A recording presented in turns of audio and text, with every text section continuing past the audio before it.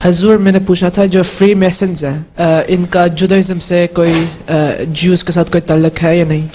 जो free masons लगता है कि ताल्लुक है। अच्छा, कहते तो यही है कि नहीं है, लेकिन लगता है। लेकिन अजीब बात है, 1903 में इन्होंने फैसला किया था इसराइल का आबाद करने का, और उसके लिए बाज़ मगरबी हुकूमतों को भी शामिल किया था और उनमें शामिल थी। लेकिन वो पहली जंग अज़ीम के बाद वो मकसद पूरा नहीं कर सके, कुछ वजूहात हो गई सियासी, कुछ बड़े लीडर उस पर काम नहीं आए। दूसरी जंग अज़ीम के बाद इस मकसद में काम हो गया, इसराइल काम हो गया, कामयाब हो गया। और अजीब बात यह भी है कि 1903 में जब ये ज़ोरों पर थी फ्री मैसन की तहरीक, और बड़े बड़े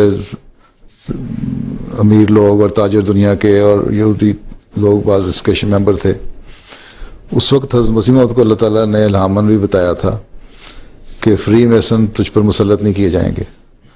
इसलिए एक तो ये कि हम हज़रत मसीह अलैहि सलाम की तालीम पर अमल करने वाले चलते रहेंगे उस पर, तो बावजूद इसके कि फ्री मैसन तंजीम इस्लाम को नुकसान पहुँचाने की कोशिश करेगी और बाज़ मुल्कों में कर भी रही है, लेकिन अहमदी इंशाअल्लाह ताला उससे महफूज रहेंगे।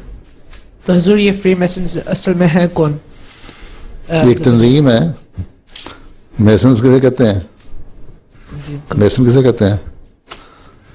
हजूर मालूम नहीं। हैं? हजूर मालूम नहीं। तुम्हें मैसन का नहीं पता ये क्या बनाते हैं? जो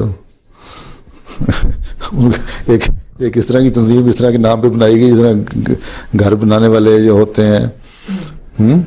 लेकिन असल में ये है कि एक छुपी हुई तंजीम है जिसकी मेंबरशिप इस तरह भी नहीं मिलती। बड़े गहरे इनके मकासद हैं, बड़ी गहरी इनकी चालें हैं, इनमें कोई आराम से इस तरह शामिल भी नहीं हो सकता। मुख्तलिफ मुल्कों में मुख्तलिफ हैसियतों से इन्होंने अपने आप को रखा भी हुआ है। हिंदुस्तान में भी आ गए थे, इनके हॉल बने हुए थे पार्टियों से पहले। तो ये एक तंजीम है खुफिया हैं, और इनके मकासद जब इनमें जाओ अंदर जब पता लगता है। लेकिन बड़ा मकसद यही है जो लग रहा है कि दुनिया की दौलत पे भी कब्जा, यूतियों की इबादतकारी और इस्लाम के खिलाफ मुहिम।